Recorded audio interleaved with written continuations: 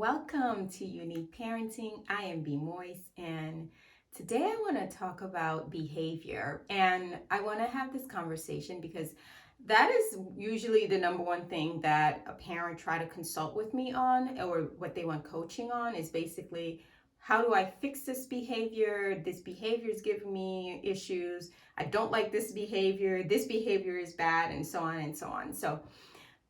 And I want to talk about how behavior is communication, good or bad, negative behavior or positive behavior. It is a form of communication. That is how your child may be trying to communicate something to you. That's also how we as adults communicate through our behaviors. We may not, see it that way, but that's a form of communication that we use all the time. So behavior is communication. That's the first thing.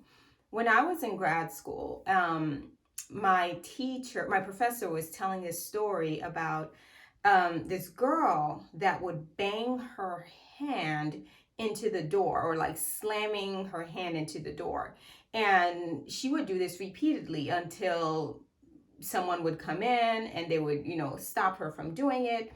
And when they stopped her from doing it, then she would get like a massage after that, because she banged her hand so hard. Like, I guess you needed to massage their hand afterwards. Now, the detail of the story is a little fuzzy because this was years ago.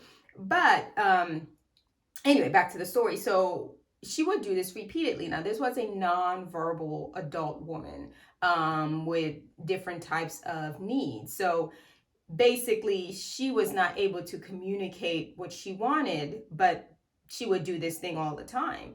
One of the person who was taking care of her decided to go, let me watch this behavior. Let's see what happens. And after observing her for a while, that individual realized it wasn't that she wanted to bang her hand into the door.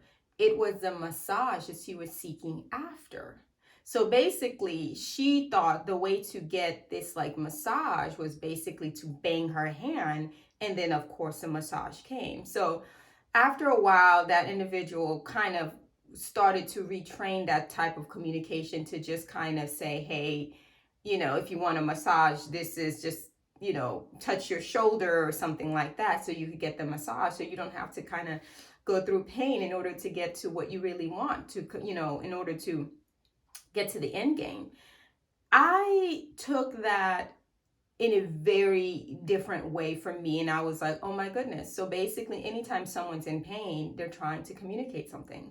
That's how I took it. I don't know if that's how it was meant to be learned, but that's the way I took it in. And that's probably because I just saw, okay, so if someone is in pain, they're going to try to communicate in a way that's not very effective, but that's the only way they know how to communicate. So when your child is in emotional pain, distress, physical pain, especially if you have a limited verbal or nonverbal child, and their behavior seems to be off, they're trying to communicate something to you. Get to the, go down underneath and go past the symptom of just looking at the bad behavior, and truly try to see what's going on and what is it that your child is trying to communicate. Even if you have a verbal child, if you have a neurotypical child and the child is fully capable of saying, hey, I'm in pain and I want you to stop doing this, that is not necessarily the first go-to. Usually the first go-to is,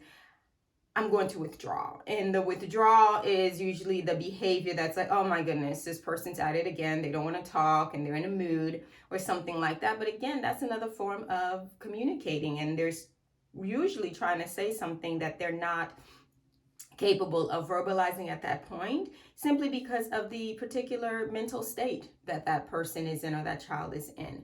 So all behavior is form of communication, good or bad. So pay attention to it, look at it, try to give it time for that behavior to not diminish, but just not be as in the front, so wait for that behavior to calm down, wait for that individual to be in the yellow before approaching and saying, hey, what's going on? Because if someone's in the thick of it, they may not be in the mood to actually say, hey, I'm hurting right now because this or that happened.